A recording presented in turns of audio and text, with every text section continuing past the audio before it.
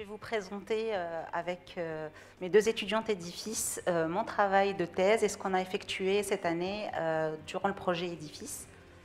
Donc j'étudie un récepteur qui s'appelle le récepteur 5-HT6 de la sérotonine, donc, qui comme nouvelle cible thérapeutique dans le traitement de la neurofibromine de type 1.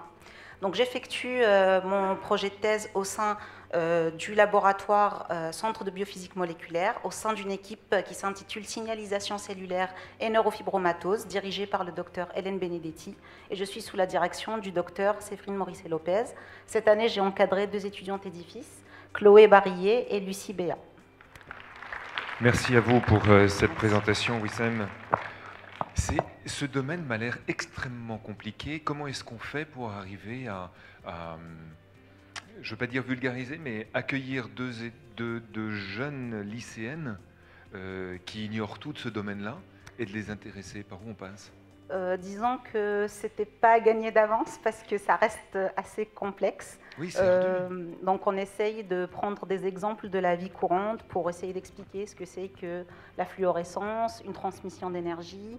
On utilise aussi beaucoup d'appareils qui sont très compliqués au sein du CBM.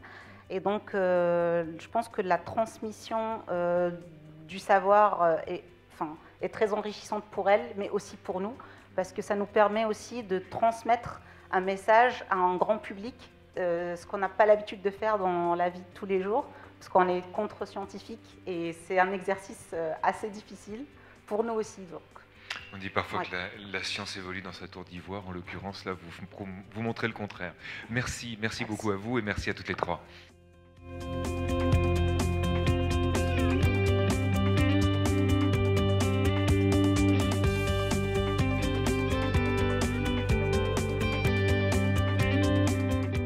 Cette année fut enrichissante, j'ai envie de dire, et puis donc j'ai eu le plaisir de travailler avec 4 lycéennes du lycée Poitiers, donc Laura, Marine, Juliette et Adèle, qui sont très dynamiques et très motivées. Et donc aujourd'hui, on va présenter nos travaux durant cette année. Donc en fait, mon sujet de thèse, il concerne l'imagerie moléculaire non invasive de l'expression des micro-ARN dans le cancer du sein. Et donc ça a été réalisé au sein de l'équipe de transfert de gènes par des méthodes non virales, donc dirigée par Chantal Pichon et Patrick Midou dans le Centre de biophysique moléculaire au CNRS d'Orléans. Et évidemment, les lycéennes font partie du lycée Poitiers avec évidemment l'équipe enseignante. Donc, comme nous avons besoin d'utiliser la lignée cancéreuse de carcinome mammaire 4T1, il faut la maintenir en culture. Donc, pour cela, nous avons appris à garder les cellules et à suivre leur prolifération sous hôte dans des conditions stériles et avec des règles d'hygiène et de sécurité. Afin de décoller les cellules, nous ajoutons de la trypsine. Donc, c'est une enzyme qui permet de rompre les adhésions entre les protéines membranaires. Ensuite, nous ajoutons le sérum neovofétal qui permet d'arrêter l'action de la trypsine. Les cellules ainsi décollées sont ensuite centrifugées. Donc après cela, on resuspend le culot cellulaire avec un milieu nutritif pour les cellules. Donc en fait, là, on a un peu vu ce qu'on a fait cette année. Donc on a appris à faire du transfert de gènes. Donc les filles ont très bien travaillé. Et donc pour la deuxième année édifice, on compte avancer évidemment. Et donc là, on compte suivre l'expression des micro-ARN cette fois-ci, donc un peu plus durant la progression tumorale. Peut-être faire exprimer ou inhiber donc leur expression en fonction de leur rôle dans la tumeur et éventuellement expliquer ces résultats donc in vivo. Donc on va aller plus loin et on va aller chez la souris.